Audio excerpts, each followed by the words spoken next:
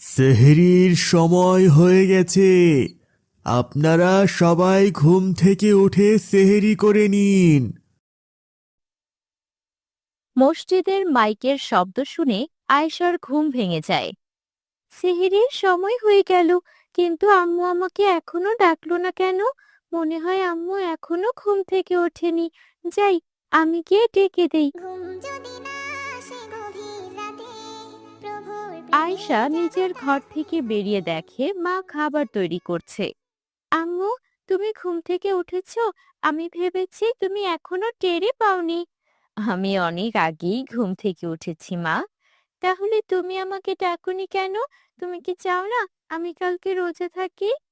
তা চাইবো কেন? আমি খাবার তৈরি করছিলাম, ভেবেছি সবকিছু হয়ে গেলে তোমাকে ডাকবো।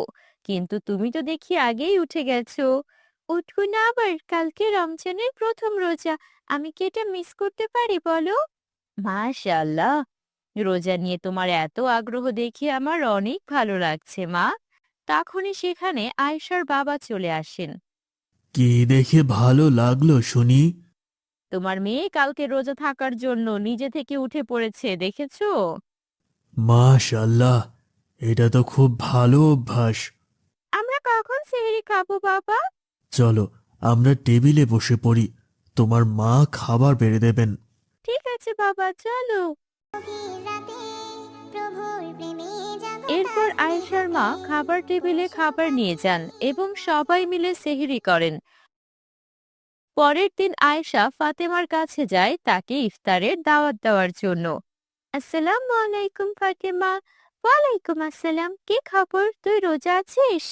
আলহামদুলিল্লাহ, তোকে তো আমি আগেই বলেছিলাম এবার আমি রমজানের সব রোজা রাখবো। আলহামদুলিল্লাহ, আমিও রোজা আছি।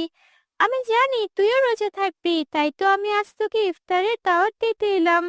কিন্তু আমাদের বাসায়ও তো অনেক ইফতার বানাবে। তো কি হয়েছে, তুই আজকে আমার সাথে ইফতার করবি? আমি কিন্তু তোকে দাওয়াত করছি, আর দাওয়াত পালন করা সুন্নত, এটা জানিস না? হ্যাঁ জানি তো। আচ্ছা, ইনশাআল্লাহ আজকে তোর বাসায় আমি ইফতার করব। আমি এখন ইকরার বাড়িতে যাব ওকে দাওয়াত দিতে, তুই আমার সাথে চল। ঠিক আছে, চল। নামে জেগে করে মিতানি, পশু পাখি গাছগাছালি তোমার নামে জেগে করে মিতানি।